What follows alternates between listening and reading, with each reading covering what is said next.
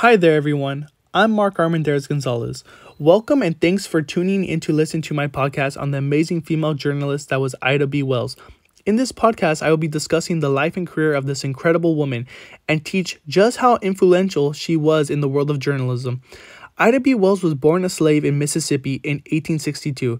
She was part of a large family that consisted of 8 children, and she was the oldest of the group. From a young age, her parents installed the importance of education into her brain, and she was regarded as a good student by her teachers. Ida would attend school till the age of 16, until tragedy struck. Both of Ida's parents and one of her siblings would get ill from yellow fever and pass away. According to the academic journal titled Leadership Lessons from a Heroic, If Difficult Women, a tribute to Ida B. Wells by Deborah L. Rode, after her parents' death, Ida's family came up with the idea to separate the remaining siblings and put them into orphanages. Wells was strictly against the idea, as she believed it is not what her parents would have wanted. Ida ended up taking her siblings and caring for them. Wells would eventually get a job as an elementary school teacher in order to help support and care for her siblings.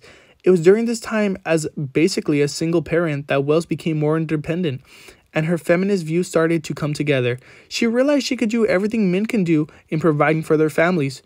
Before she was regarded as a top journalist, Wells was an activist. This also started in 1884 when she decided to take on racism. According to the academic journal titled Crusade for African American Civil Rights, Female Rhetoric, an autobiography of Ida B. Wells of Nitesh Narnola and Naresh Kumar, during a train ride, Wells was asked to sit in the colored car rather than the one meant for women. She refused because the colored car was filled with smokers. The train conductor got mad at the fact she would not budge and practically dragged her off the train at the next stop. Her exit from the train was filled with cheers from the white passengers. Wells was so angered by the incident that she decided to take matters into her own hands and sue the railroad. Wells would go on to win in the lower court, but the case was overruled once it got to the Supreme Court. They stated that her behavior on the train was not ladylike. Although she ended up losing the case, there was some good that came out of it. The editor for The Living Way, a black newspaper, asked Wells if she would write an article about what happened. Even though she had written some articles in the past for another paper, this was the first step in Wells' transition into a full-time journalist. As a journalist, Wells was quite different from other females. Most female journalists during the time would stick to writing about female matters only. This was not the case for Wells, as she tackled a wide range of topics such as politics and the issues that black folk face within the community. 1889 would be a huge year for Wells, as she became editor and part owner of Free Speech and Headlight. This was a huge accomplishment for Wells, as it made her the only African American woman with this title in all of the United States. Her paper covered many types of issues and stories, but her most important would not come until 1892. This is when Wells would turn her attention to the number of African Americans who died as a result of lynching.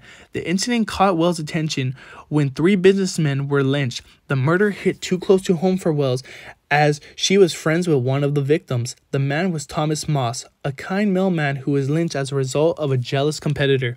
The white media would end up lying about Moss's death and claim that he was an unruly Negro.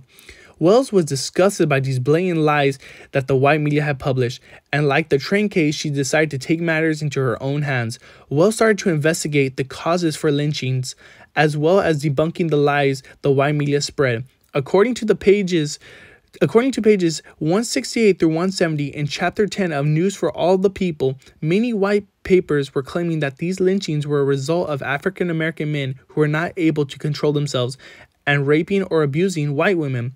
In her investigation, Wells uncovered that nearly a third of the men were murdered because of this claim.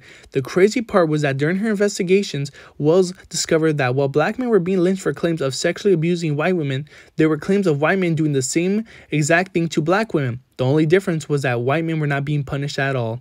After her investigations, Wells wrote an article claiming that white women were not being sexually abused, but were just attracted to black males, and that Southern society was just trying to put a stop to interracial couples by lynching. After the article was published, a mob of angry white folk stormed and destroyed the offices of Free Speech. Luckily, Wells was away in New York on vacation at the time. The offices of Free Speech were completely ruined, and the mob left death threats directed at Wells. This would mark the end of Free Speech and Headlight. This started a new phase for Wells, as she would move and start writing for T. Thomas Fortune, editor of New York Age, which was New York's main black newspaper. Wells would go on to expose the horrors of lynching in her articles and other African American issues. Wells would also become a strong figure in the civil rights and feminist movement, helping create the Niagara Movement in 1905, the NAACP in 1913, and the first Black Women's Suffrage Club in 1913. Wells would be a vocal advocate in women's rights to vote. Ida B. Wells was not only one of America's first great female journalists, but one of America's greatest journalists in general. Her work and legacy have stood the test of time and has inspired many people around the world. She truly was a gem in the history of American journalism. Thank you for your time and listening to my podcast.